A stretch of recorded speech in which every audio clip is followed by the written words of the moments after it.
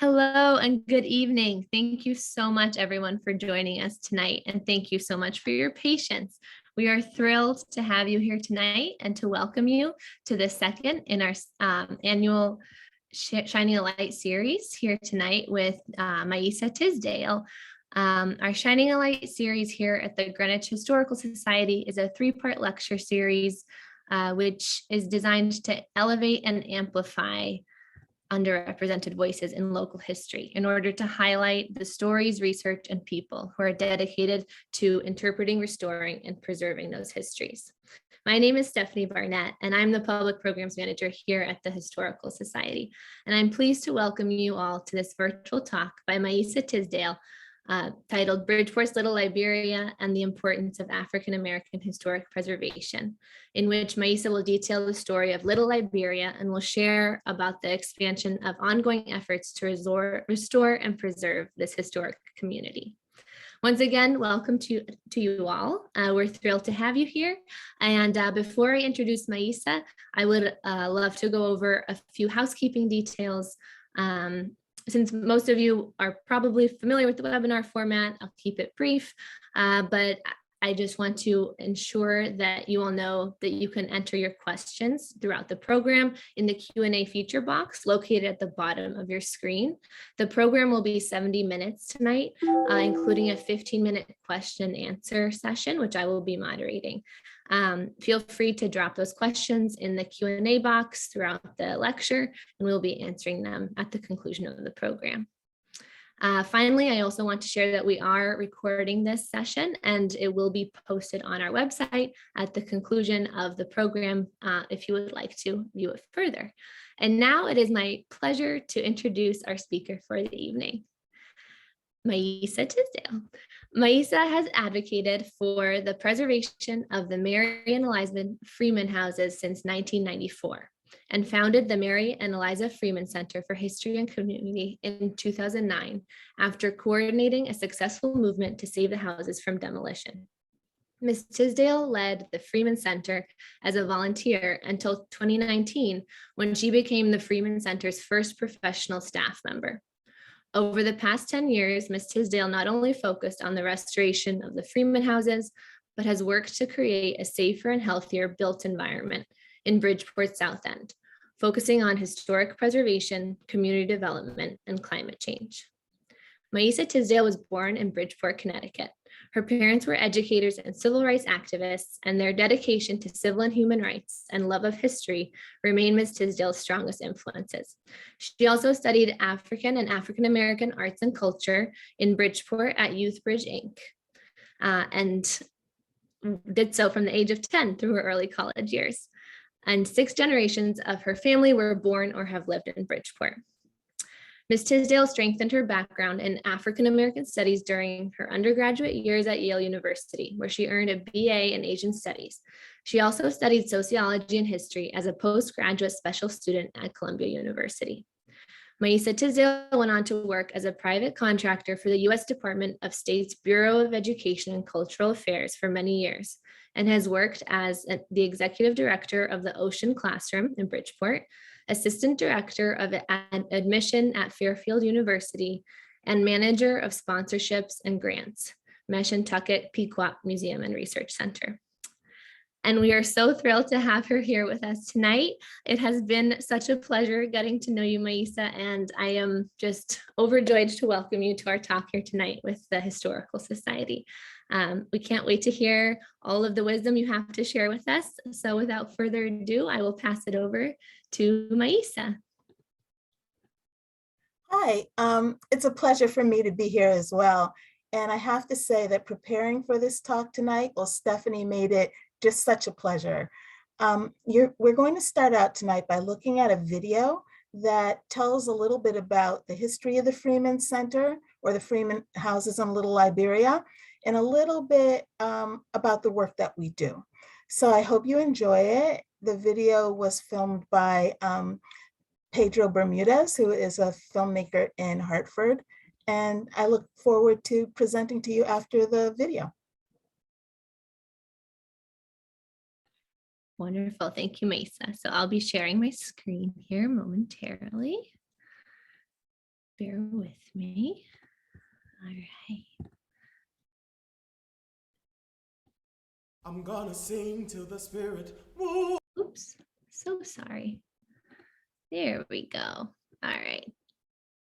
In my heart, I'm gonna sing till the spirit moves. I'm In my Maisa heart, I'm gonna Tisdale, sing till and I'm the spirit president of the moves. Mary and In my Eliza heart, I'm Freeman gonna Center for sing History till and Jesus Community. comes. I'm gonna sing till the And spirit right now, we're standing in the heart of historic Little Liberia. moves. In my heart, I'm gonna sing till Jesus comes. I'm gonna sing. This is Walter's AME Zion Church, the oldest surviving African American church in Fairfield County, and right across the way are the Mary and Eliza Freeman Houses.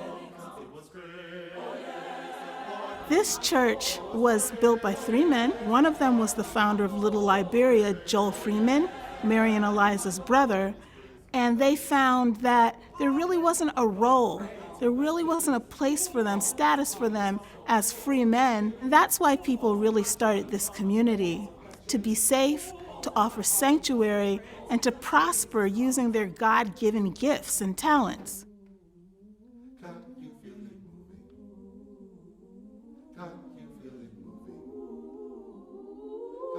Little Liberia turns 200 years old in 2021. The Mary and Eliza Freeman Houses are just a block away from here. They would have stood big and bold, and they would have been really prominent on the block. One of the challenges that we faced from getting people to understand and embrace the story was the fact that there were no photographs, that all of the other buildings had been torn down. To see it from that perspective makes me feel the presence of the ghosts of the other buildings that have been lost, and like recognize the sturdiness of these that are still remaining. I can just picture Mary and Eliza Freeman coming out in the morning on their porches, looking across at this community that was around them, that was both beautiful with gardens. I bet they could hear the choir singing from the church as they walked this way. This was a planned community, an early planned community where people of different socioeconomic levels, different levels of education lived together. It was a sanctuary city, and it was very much an inclusive place. It was a place where people visited from all over the U.S., and they wanted to take advantage of this new invention called the railroad. For those of us who studied Little Liberia and the Freeman Houses, this community was alive. We could see it in our minds, we could hear it, we could smell the flowers, we could hear the bustle, but how did we share that with everyone else? Thank you for making the learning experience easier and more enjoyable. Oh my God. I can't read it. This is so nice. Dear Ms. Shauna, thank you so much for your tour and teaching of Little Liberia, all about the past and how it impacts us now. Thank you so much for your time and support. Lots of love. And this is when we were standing outside the house. That's when they got to ask questions about the history, and they first walked up. For the first few minutes, they just stand there staring and like taking it all in and getting an understanding of, you know, the shape and the levels. And so they really just absorb it, and it's almost like they saw something they've only imagined for the first time. Little Liberia wasn't the only settlement of free people of color that was an underground railroad destination community that offered sanctuary, but it's the only one that's left. It's the only one that still has original buildings on their original foundations. It's endangered. It's the last of its kind. So we don't have a chance to go back in time and save those Liberias. They've been plowed under, knocked down long ago by urban renewal. But we can save this one.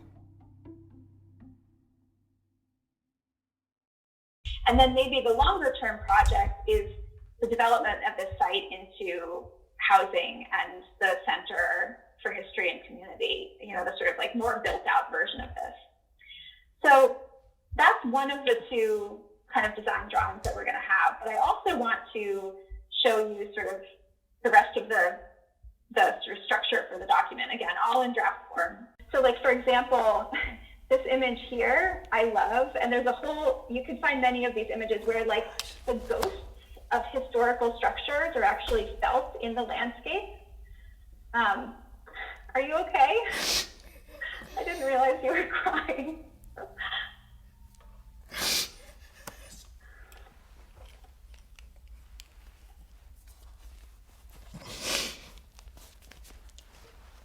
I can't tell if that's good or bad.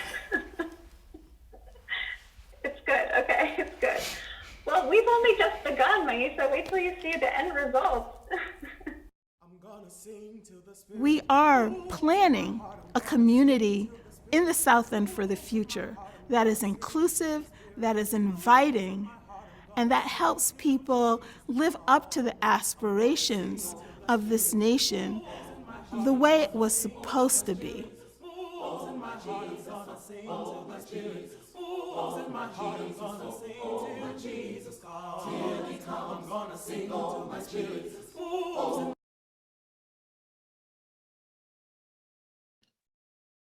Thank you so much for sharing that video, Maisa.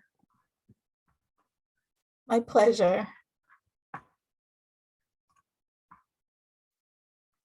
So I actually would like to, I have some slides to show, and I guess, how do I share this screen? I'm a host. Okay, got it.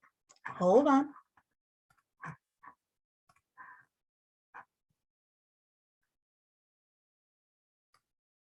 Okay.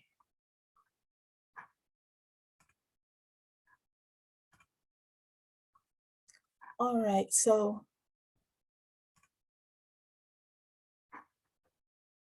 just hold on a second. I'm not seeing my PowerPoint as an option.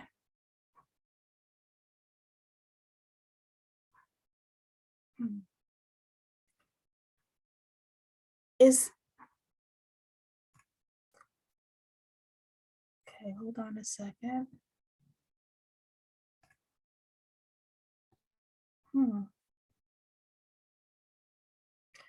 Okay, so Stephanie, I don't see PowerPoint as a document as a choice under the Sure. files. If you share, do you have it open on your desktop? I do. Okay, so if you have it as an open screen on your desktop, if you share your desktop, you should be able to navigate to it from there. Let me try again. I'm going to just take the share screen off. Okay, it's back now. Got it.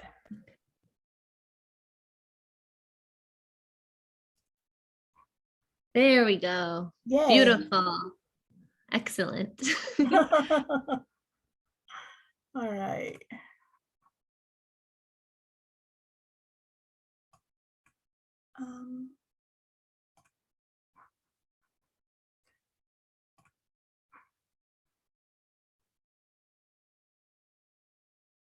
Are you seeing the sidebar as well? Yes, so if you go to a little bit more to the left and click from beginning, it should go into slideshow mode. There we go. Thank you so much. Yeah, you're good. All right. Perfect. Looks great. So first of all, let's talk about where Little Liberia and the Freeman Houses are. So we're in the very south end of Bridgeport, right on the Long Island Sound. And this geography is significant to the development of the community. So Little Liberia would be around here, right around here, and the Freeman Houses there.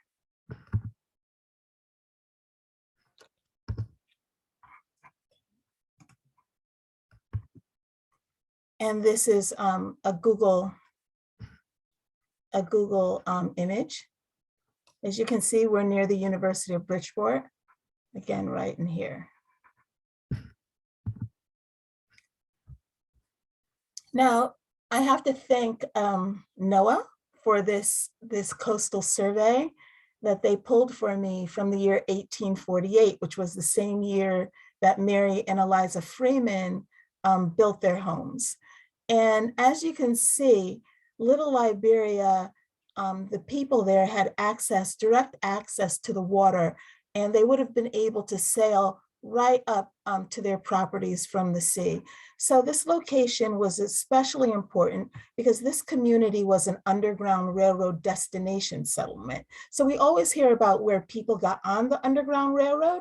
What we discovered is that Bridgeport, the Liberia community, was one of the places where people actually got off. So all kinds of people came to this community, and it was in fact part of a larger Black Atlantic network. This is a closer view, and you can actually see Little Liberia there in the harbor.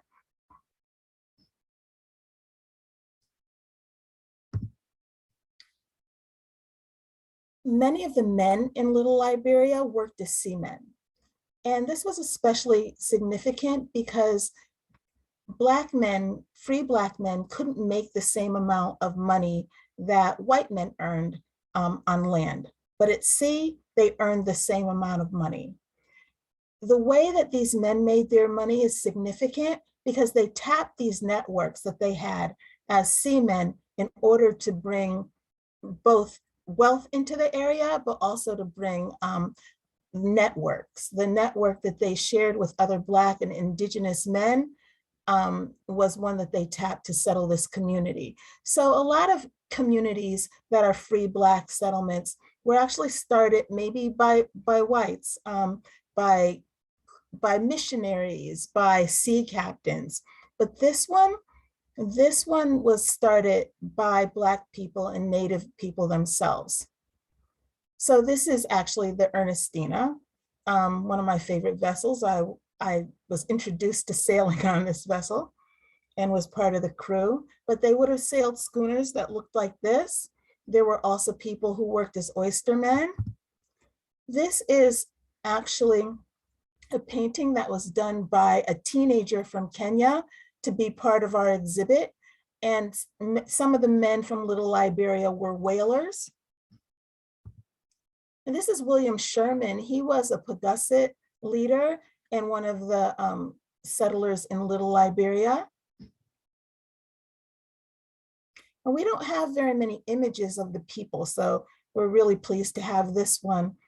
This image is actually part of the collection of the Trumbull Historical Society. So this is actually what the Freeman houses looked like before restoration. This is how they looked when Charles Brovovich, who did the research and rediscovered, resurrected the history of this community. This is what they looked like. The empty building to the right at that time was a Cuban tailor's, and Charles Brovovich, who was working on strategies to revitalize Bridgeport neighborhoods, because of his background in preservation and also history of architecture, he was going from community to community doing an inventory of historic buildings. Well, it just so happened that after a hot day of walking through the south end of Bridgeport to perform this task, he noticed that there was a tailor's. He returned to get some pants hemmed. And he noticed as he got ready to enter that the tailor was actually cobbled onto the front of a very old house that didn't look like anything else in the community, that had very different dimensions. And he wondered, what on earth, why is this house here? And then he noticed that right next to it was another one of the same scale and the same age. And he began his research when he noticed these houses. So why are these houses so important? In 2008, the now director of the African American Cultural Heritage Action Fund, Brent Leggs, wrote the following. He was working, as he does now, for the National Trust for Historic Preservation. And the National Trust, as well as the Connecticut Trust for Historic Preservation, which is now Preservation Connecticut, they actually came to the rescue when we reached out as just a grassroots coalition of different people and organizations. We found allies in the preservation community and academia. And he wrote this to the mayor at the time to let him know that these houses really should not be demolished. As you are aware, these two historic buildings are rare and irreplaceable evidence of African-American life prior to emancipation and should be considered a site of national significance worthy of careful stewardship and protection. Listed on the State and National Register of Historic Places, the circa 1848 Freeman Houses should be considered some of Bridgeport's most significant architectural resources. As I work to advance African-American preservation across the Northeast region and to identify sites worthy of our assistance, this example presents a rare and unique opportunity. With the loss of most African-American architectural histories due to urban renewal, it is even more critical that extant sites of importance to African-Americans are preserved. Although these houses may be seen as simplistic architectural forms, wood frame structures, they are the last extant examples remaining from a community, Little Liberia, circa 1822, and are the oldest houses built by African-Americans in the state of Connecticut. These buildings must be considered irreplaceable. So he mentioned loss to urban renewal. So what does urban renewal look like in the context of Little Liberia? That's what it looks like. So this is the neighborhood that Charles Brovovich encountered. This is where he found these rare survivals that began years of research about a history that was long forgotten. So what most researchers do when they're looking for information on property in Bridgeport is they turn to an 1850 map. And this is the map of Bridgeport in 1850. Now, what I immediately thought about when I saw this map and I saw the date, I thought, since 1850, how many people have looked at this map?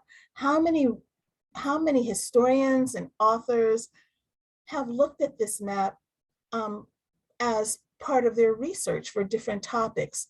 How is it that these buildings that are on this map somehow weren't noticed or seen as significant enough to warrant research? So the reason people turn to this map, and you see the circle at the bottom is where Little Liberia is because the names of property owners are listed next to their property.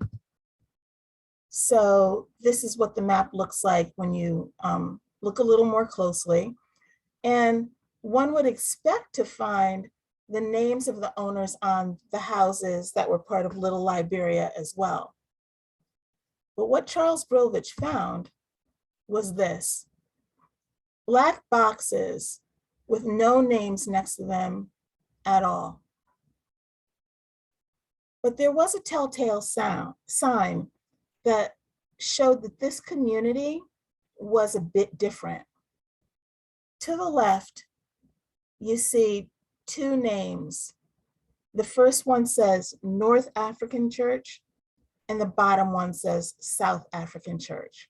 So we were dealing with a settlement of people of color.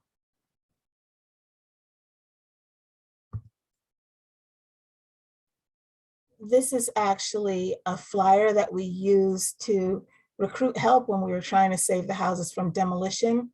There was an architect at the time named Charles Jones, and he put this together as a really creative flyer. And what he also did, which hadn't been done before, is he took the work that Charles Brovovich had done with all the black boxes and the names. He then placed it on a map of the city of Bridgeport, And for the first time, we had an idea of the relative locations of this community, the different houses of this community and who they belong to. So for the first time, the black boxes on the map, they had names. And here's the Mary and Eliza Freeman houses here.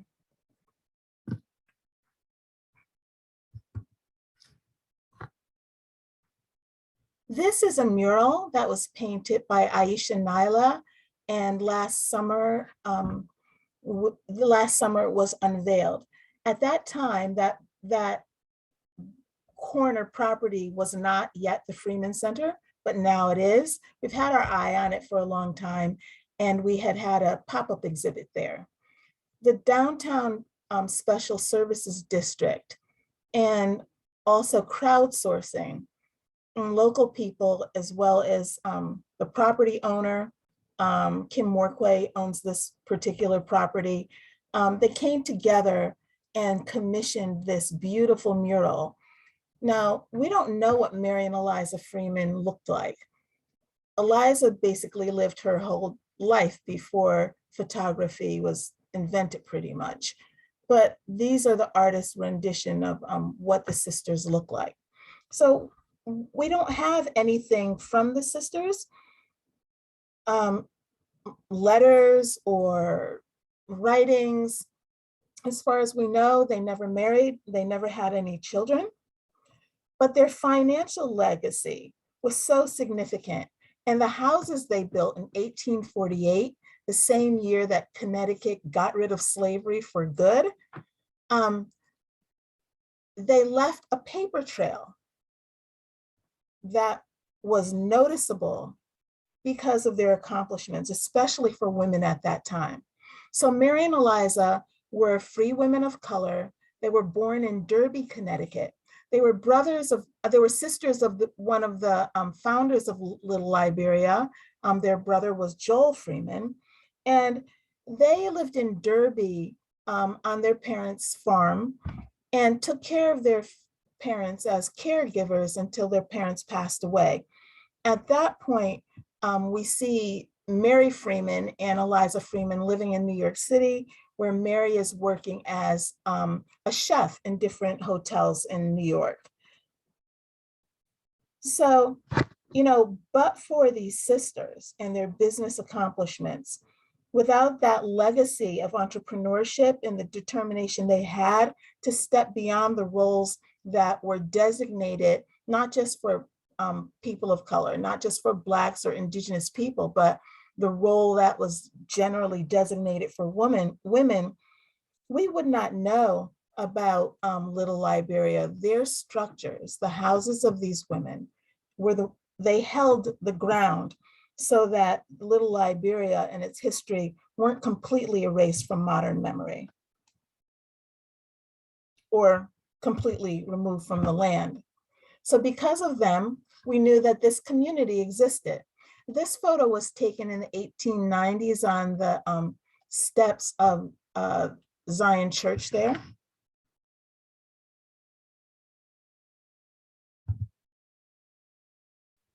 And I'm going to go back just a second. So what we learned about this community is that, first of all, it existed, and Charles Brovovich documented this meticulously. But we also found out that they were part of a larger world, a larger Black Atlantic world that isn't generally known. The church, this congregation later named its new church Walter's Memorial AME Zion Church. So the church actually still stands. It is an 1890s church on an 1848 foundation with an early 1830s cornerstone.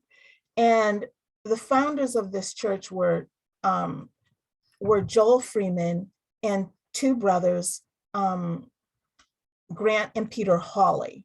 So the Hawleys were the grandsons of Nero Hawley. So the Hawleys lived in the area that's now, Trumbull, Stratford, that area.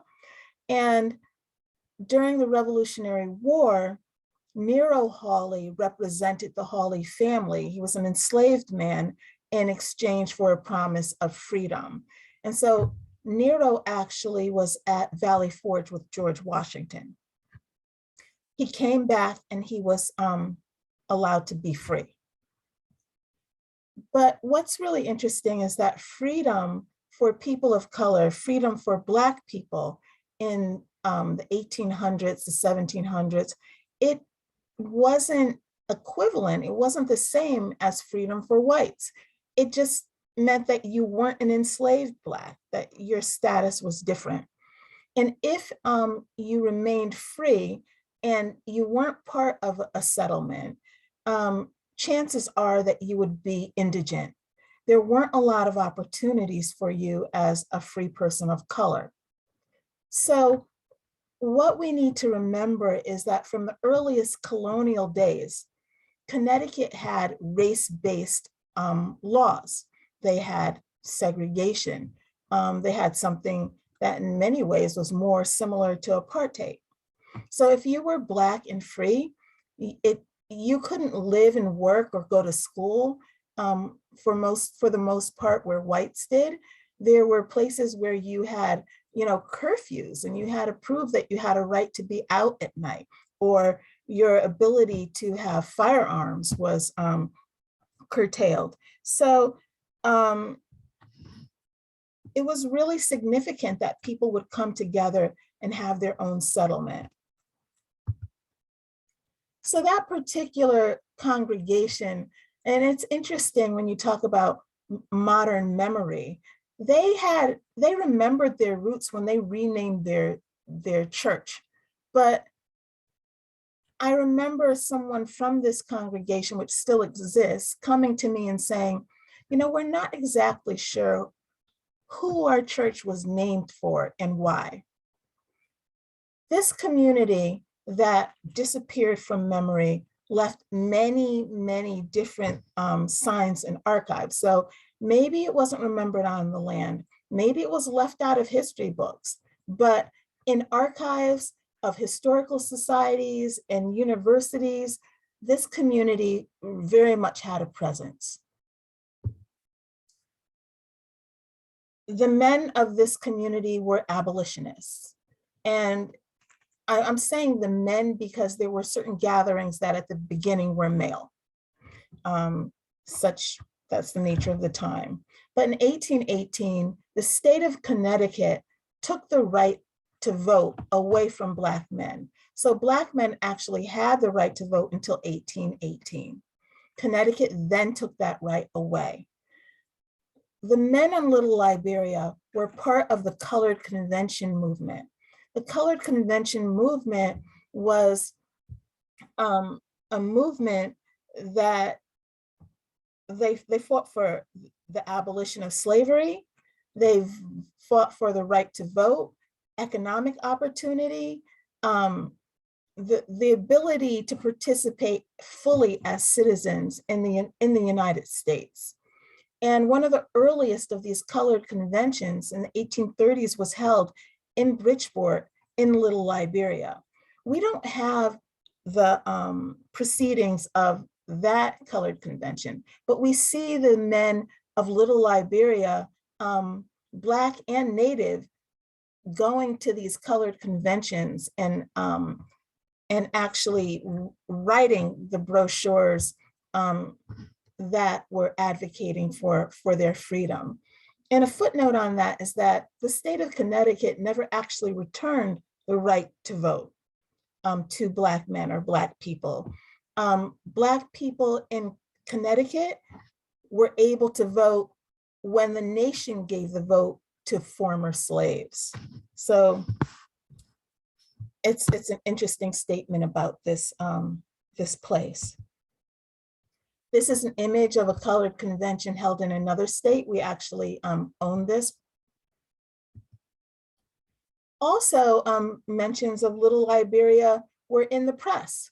So there's a building that stands on the corner of Main Street in Whiting today. It's an apartment building. But before that, before this building was built in 1911, there was a luxury hotel. It was a seaside resort for wealthy Blacks from New York City. It was built by a man named Alexander Duncan, who moved to Bridgeport from Weeksville. And in fact, we see other people come from, prominent people come from Brooklyn's Weeksville to Little Liberia to do business and live. And this is a scene by artist John Wright, also part of our collection for our exhibit. And it takes, he depicts a scene from the letter that Frederick Douglas published. So there was a journalist from Frederick Douglass newspaper, and he came to Bridgeport and he stayed in this luxury hotel. And he just was so taken with the place, not just the hotel itself, but the entire community. And he wrote a letter to Frederick Douglass, which Frederick Douglass published. Nice photo of Frederick Douglass, I like that one. There are also records of military records that point to life and service in Little Liberia. So what we've learned is that even though we almost completely lost memory of this community, besides maps, there were newspaper articles, petitions to the state, there are deeds, journal entries, letters, court records, military papers, genealogies, biographies, and a lot more that let us know that this community did in fact exist. So this is what Mary and Eliza's houses would have looked like. They would have been tall and very colorful and prominent in the center, in a very busy part of Little Liberia. And so I give Charles Brovovich credit for seeing the sort of raggedy houses on the back of storefront and realizing that this was what they looked like. The other thing that we learned about Little Liberia is how the Little Librarians saw the world. And Mary and Eliza Freeman would have been very much aware of the fact that they were part of a Black Atlantic world. This is the way we're taught, or at least I was taught, to see geography when I went to school. It was very interesting to learn that Little Librarians saw geography like this. And so they used this Seaway as a way to make a living, as a way to bring news from one place to the other, to bring people. And it was this network that the men tapped for investment in Little Liberia. They asked people to come and settle, to come and visit, and to invest in this community. And people came. They came from all up and down the Eastern Seaboard. They came from the Caribbean. And they were the ones responsible for bringing capital into the community to give it its stature.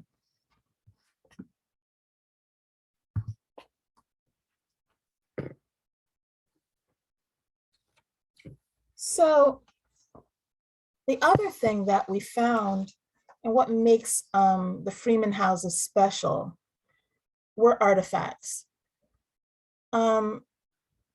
Oftentimes, when people do find African American historic places, first of all, sometimes they don't exist on their original foundations.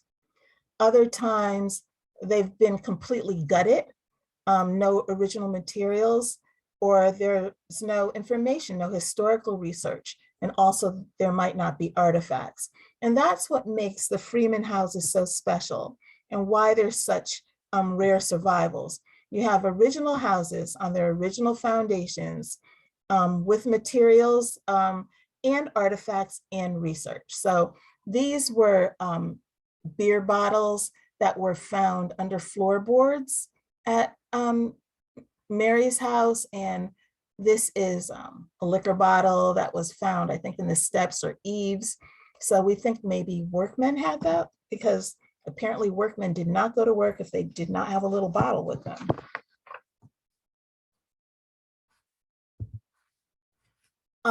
This pipe is made of wood from Northern Africa, and it even had, still has teeth marks in it.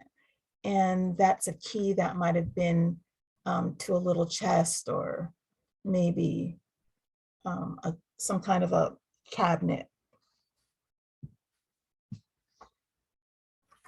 So just to revisit, these are the words that Frederick Douglass's correspondent Ethiop wrote, and he wrote a lot. I mean, this letter he wrote was very long, but here's a quote. He said, "The colored people of Bridgeport are in an improving condition. Many of them are doing well, earning and living in their own snug, comfortable houses and engaged in proper employments. It is a truth should force itself upon the attention of the colored people in the large cities that throughout the towns of Connecticut, there is owned by colored people a house for every 5 inhabitants." So that would be maybe 20% of Black people owning their own houses, as opposed to 6% today. And when you think about Little Liberia, what makes this settlement really special? There are many others. There are other free Black settlements and free settlements of color. The things that we found that distinguish this one is that, first of all, it was settled really early, 1821. And the other thing about it is the level of prosperity, which the people are responsible for themselves.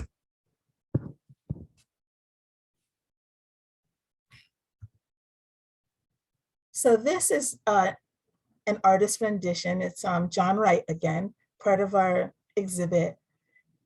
He worked with maps, he worked with Charles, and this is the first time there had been any depiction of the Little Liberia community.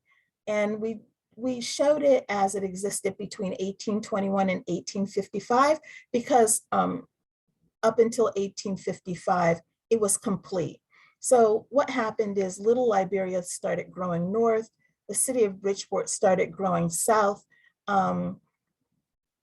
Also, Bridgeport began to industrialize, and owners and started plucking off in the city, plucking out little pieces of Little Liberia. So in essence, it became dismembered.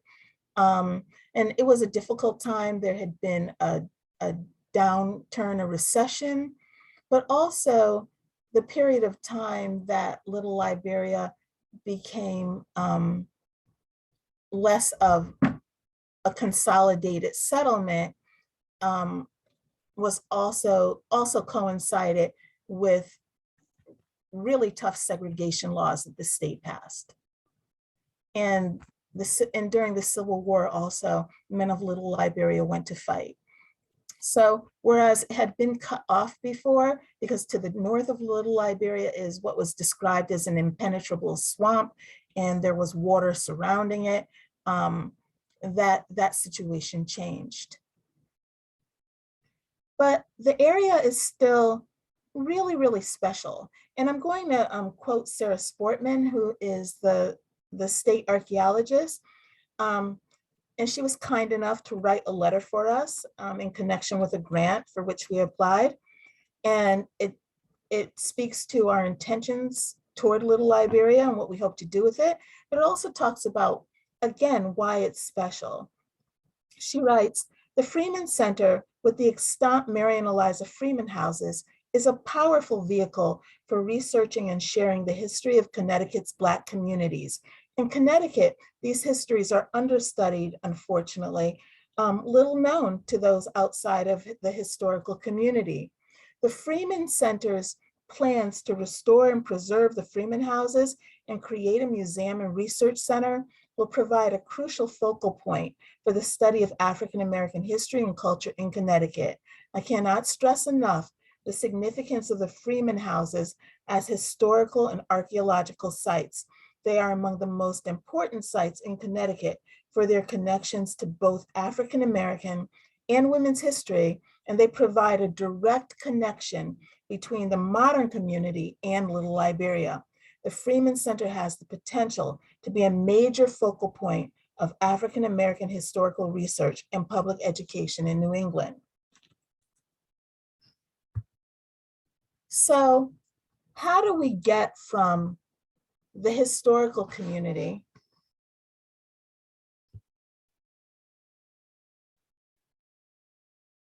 how did we get from that to this? So this is what Little Liberia looks like today. The land was filled in. So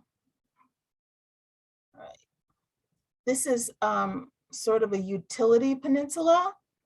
There is still a coal-fired power plant, which is for the most part closed down. And then a gas plant was built, and it's further down to the south. In its stead, you see lots of empty land. Funny thing happened. I had a friend from Nigeria who came to visit the south end. So the Freeman Houses are over here. And he stopped and he gasped and he said, "Maisa, tell me about the disaster that happened here. Why does this land look like this?" And obviously there was no natural disaster. What we want to do is engage in something that is called preservation-based equitable development and revitalize this area of Bridgeport, pay homage to the people who had built such a significant community in this place.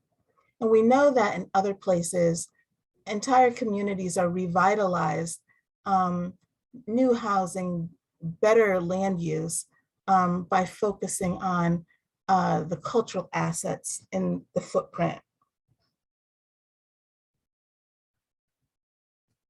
So, how can we restore Little Liberia, reunite the community that has been scattered, and attract more people to this place? I thought about that a lot. And it's not that there's a lack of interest or Black preservationists. It's just that we don't have the same means that white preservationists have. And I keep thinking about what would historic Newport look like if Doris Duke hadn't stepped in. And mind you, I do not support, displacing residents or tidying up evidence of the slave trade. But if I were a woman of more substantial means, or if I were a woman of Mary Freeman's means, I could have bought this property in 1994 and restored it a long time ago. So let me tell you a little bit about Mary Freeman and her accomplishments. On March 14th, 1883, the Bridgeport Standard printed her obituary, and it said, "Miss Mary Freeman, an old and well-known colored lady, died at her residence at 114 Main Street yesterday of intermittent fever. The deceased was 68 years of age and had during her life accumulated considerable property, which is estimated at from $30,000 to $50,000. She owns several houses on Main and Gregory Streets." Now, what we learned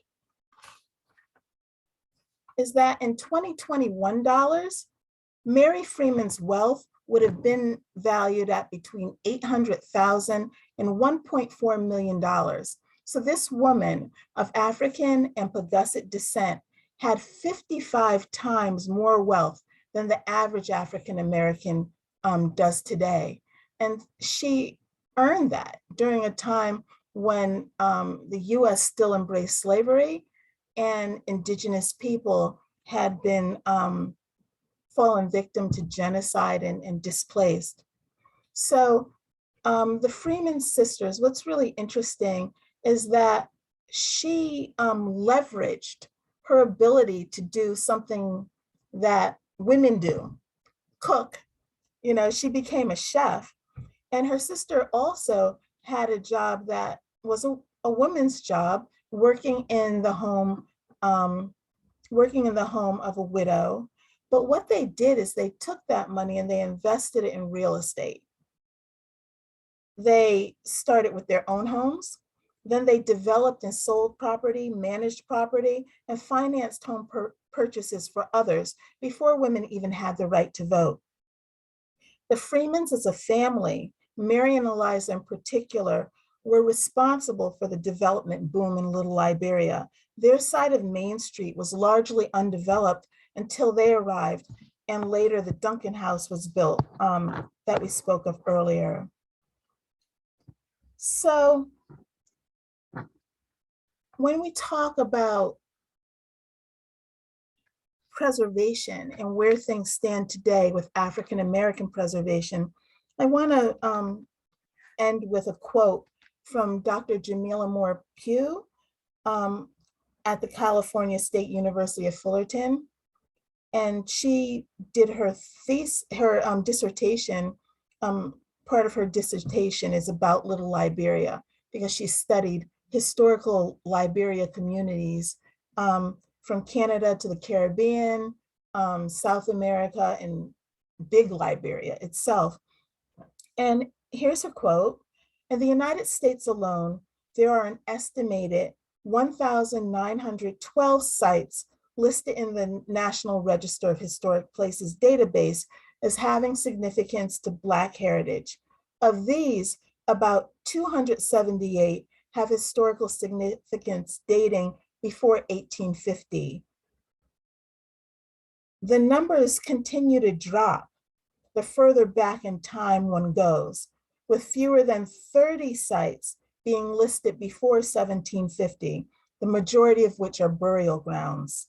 At first glance, these numbers seem impressive, but given that there are more than 95,000 sites in the National Register, and a listing alone does not protect a site from threats of improper development, deferred maintenance, neglect, misuse, or outright demolition, identifying historic places becomes a first step in recognizing and preserving the African American diasporic spatial histories of our future.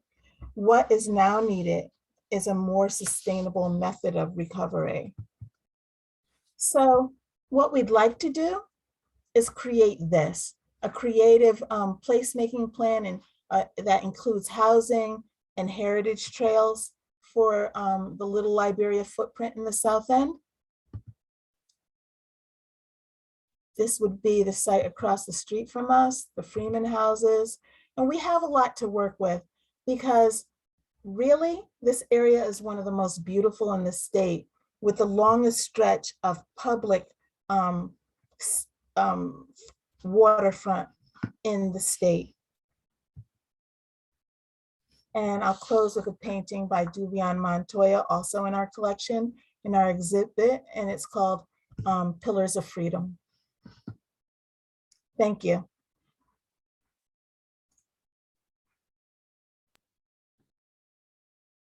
Thank you so much, Maisa. And I'm sure, our webinar participants, we can't see you or hear you, but we all give you a round of applause for that great presentation. Thank you so much. I am excited now to move into our question and answer session for the evening, in which we will be taking some questions from the audience. So if you have not done so already, feel free to drop your questions in the chat there. And we will be answering them shortly. We have a few great ones that have already come in. I think one thing that I have also been wondering about, Maisa, which I'm really excited to ask you, you're talking about a more sustainable method of recovery. And I think you mentioned preservation-based equitable development. Can you talk a little bit more about what that looks like, especially in terms of any upcoming plans you have for revitalization, kind of picking up where you left off at the end of your talk? Sure.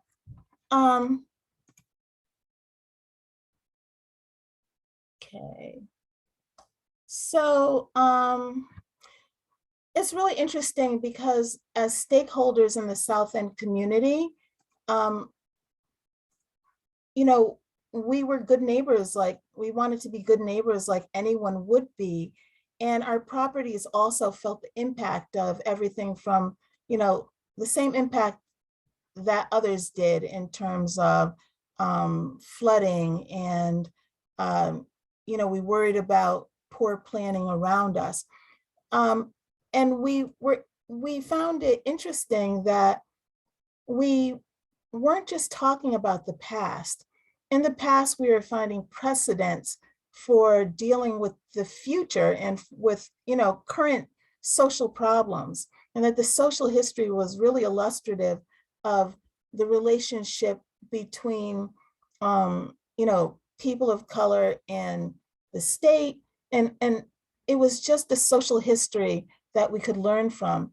So preservation-based equitable development, we weren't aware that actually that's what we were doing, but what we were doing was a thing. We were combining history and trying to make the place better. So it's defined as place-based interventions that address the physical and cultural needs of existing and new residents, particularly of underrepresented groups. So these interventions support investment in and the continued use and interpretation of physical spaces to enhance sustainable health outcomes, accessibility, and vitality. So this form of development empowers communities and manages the physical landscape in a way that protects the history. What's interesting about the South End of Bridgeport, where we are, is that we counted 600 households that were actually housed in structures that were on the National Register of Historic Places. But unlike places like, say, Newport or Annapolis, it wasn't the most affluent people. In fact, it was just ordinary, everyday people. And yet, because the area is so beautiful and it has water, it was attracting people from other areas as well. So the kind of community that many of us would love to achieve, where you have actually a lot like the old Little Liberia, where you have people of different education backgrounds and socioeconomic backgrounds living together, where you have business that is forward thinking and things like tech companies and women-owned businesses, and even density, because people so want to be in these places, but they want to retain the character of the space. We realized that this was achievable and that it was happening. So that's what preservation-based equitable development is about. We also want to be a resource to the people who are living in historic houses and struggling to keep them up, because oftentimes they are eligible for help because they're living in houses on the register, but that's not something that people know as much about in urban areas that aren't affluent. Thank you so much. And that actually leads in perfectly to another question we have from one of our audience members who wonders, what are the plans for the restoration of the Freeman Houses? Yes, thank you for asking. I don't know how I can miss that one. All right, so we were very, very fortunate in that in 2018, we were listed as one of the National Trust for Historic Preservations on their 11 most endangered list, right? And that just sent a flare up.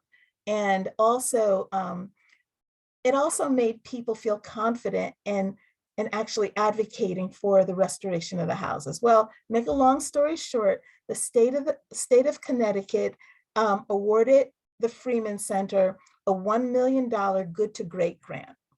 And also, we were very much involved in Resilient Bridgeport Rebuild by Design, which were federal funded strategies to achieve flood hazard prevention in this era of climate change and sea level rise.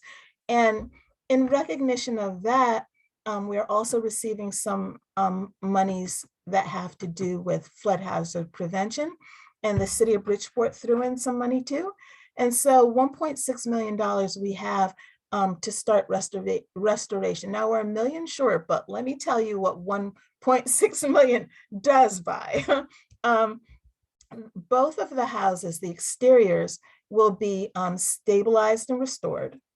The interior of Eliza's house will be complete, and the Eliza Freeman House will be the state's first resilience center, neighborhood resilience center. So it will be dedicated to interpreting and actually interpreting the culture of coastal communities in a way that better allows us to understand climate change and what the world will be like for us going forward. So environmental literacy, looking at issues of environmental justice. I'm really pleased to announce that NOAA is going to be a partner with us in this endeavor. Yeah, really excited about that. And so we expect restoration to begin around June, and really, really excited about that. So the houses, with the funds that we have, will look complete from the outside. Eliza's house will be in use as the Resilience Center. We need to raise money for the interior of Mary Freeman's house and the historic gardens. Wonderful. And in terms of, raising the remainder of those funds and also learning more about Little Liberia, is that information available on your website? Well, if you send an email to the website, because we're updating the website, we'll be happy to respond. And hopefully with this next update of the website that's going on into this summer, there will be more information on the site on a regular basis. Excellent. And I'll be sharing Maisa's contact information at the conclusion of this talk as well for those of you who would like to be in touch. We have time for a couple more questions. We have someone wondering when and how the community became known as Little Liberia. Oh, that's a great question. Thank you for asking. So the community in the early 1800s was referred to in deeds as Ethiop.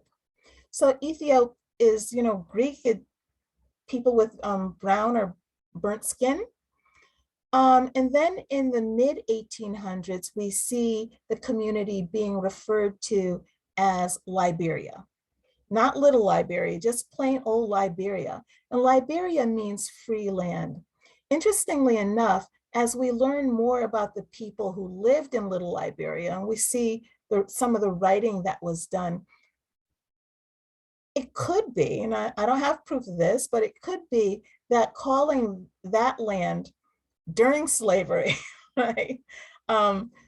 Liberia was an editorial comment. And when you read the writings, these folks were not in favor of repatriation. They were not in favor of going to Liberia, but they shared the spirit of freedom. But they believed that because they had fought for every war that the nation had had, that they had given their blood, and they're really, really, the language is so poetic and it's just touching, a great oratory, that they should have their free land right here, in the United States, where they had worked for it. And they say that the country was built on their backs as enslaved people, and that they fought for the nation as both free and enslaved people for generations. So we also see the name Liberia showing up in newspaper articles in reference to the community. So it wasn't until the 20th century that people started calling it Little Liberia, I guess, looking back on it and comparing it to, Big Liberia, the country. Perfect, which once again leads perfectly into another question. One of our audience members is interested in methods to generate public interest and consequentially investment in worthy causes when it comes to growing support for preservation in Little Liberia or aid and investment in Liberia itself. Do you think we can better capitalize on the unique relationship between the United States and Liberia? Wondering how many Americans are aware of this special connection, and would this be an effective way to generate more public interest? That is another good question. We have had great support from the Liberian community and from African community, from both French and English-speaking nations. And we wouldn't be at this point if we hadn't had support from the Liberian community. So especially back in 2012, when we were involved in preservation work, where we were taking down the non-historic additions to the houses. At that time, we also had an apprenticeship program, which I'm really, really proud of. We did that in conjunction with Greater Bridgeport Community Enterprises and the Department of Labor. And we developed a program in both green contracting and environmental construction methods and preservation deconstruction. And we had apprentices who were displaced workers from the community. During that time, it was just the most wonderful thing. The Liberian community was part of saving the houses from demolition. They were also very much a part in being supportive of that apprenticeship program and endowing it with a sense of community that went beyond Little Liberia to Big Liberia. It was very reminiscent, I think, of the kind of unity that the original Little Liberians must have felt when they had people from Jamaica and from, the nephew of the Emperor of Haiti and other people and other Black and brown people from different places. So I think that legacy and that belief in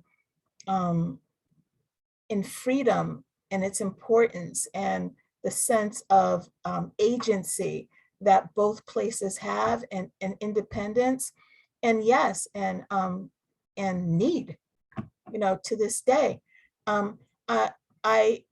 During that time, the ambassador, the Liberian ambassador to the United States came, and he gave a talk. He addressed these young men and women who were stepping into a new life. There was a children's reception. It culminated in something called Taste of Africa. I love the children's reception, right? And something called the Taste of Africa. And people from throughout the African diaspora cooked the most wonderful, wonderful meal. So I hope that it's something that will always be a part in that. And we have talked about having seminars and talks that also talk about not just historical, but current issues in Liberia and through the diaspora. So yeah, I think it would help. I think it's something that is not just doable but something that's really, really important. Wonderful. That's so special. Thank you so much for sharing that. Great. It's incredible. I'll end with one last question and I'll close this out here. How can our audience members learn more about Little Liberia if they're interested in learning more? All right, you can go to the website and there is a body of lectures and work now that are online, and we'll be having more lectures. Charles Brovovich captured the first. He did the original research and captured a lot of the history in his book on the history of the Pagusset people. Because one of the things that is also really distinctive and intriguing about this community is that it was Indigenous and African. And a lot of the people had intermarried. There were people of Indigenous and African descent who considered themselves Black, people of Indigenous and African descent who considered themselves still Indian. People were from many different tribes. but it also provided sanctuary and allowed for the Golden Hill Pegassus to continue their cultural tradition in a place that was safe and supportive, because they'd been burned out of Derby, and this community was founded by African American and Indigenous people together. So that's why it was so diverse. So there's a lot of that in Charles Brovovich's book. The original application nomination to be on the listed on the National Register has information, and Dr. Jamila Moore Pugh is going to publish a book soon, so really excited about that. And there's also scholarly articles. So we will hopefully have all of that up on our new website. Excellent. Thank you so much. Very, very exciting. So many great things in the works. And just, want to be mindful of the time, and just thank you so much, Maisa, for being here with us this evening. I would like to lead all of us in a warm round of applause to thank you for your excellent lecture. And thank you so much for being here. Before we close out, I am going to share a couple quick announcements in terms of things that we have coming up here. We are very excited for our last lecture in the series for this year, which will be on Thursday, April 21st. I will be from 6 to 7:30 p.m. with Dr. Meadow Dibble, speaking about the disease ship, a cautionary tale of New England's twin plagues. If you have not yet registered for that, you can do so on our website at greenwichhistory.org/shiningalight. And as promised, here is the contact information in case you would like to reach out to either Maisa or myself regarding tonight's program. We also do have a survey. We are always anxious and excited to hear feedback and input from our wonderful audience as we continue to work towards developing creative and inclusive programming here at Greenwich Historical Society. You can either scan the QR code that's up on the screen right now with your phone, or you can visit the link that's on the screen. I will also be sending out a follow-up email, including this survey and the recording once it's been made available. And I would like to thank everyone who has joined us here tonight for being here and for continuing to support both the Historical Society and the Freeman Center in tonight's program. Thank you all so much, and have a wonderful, wonderful evening.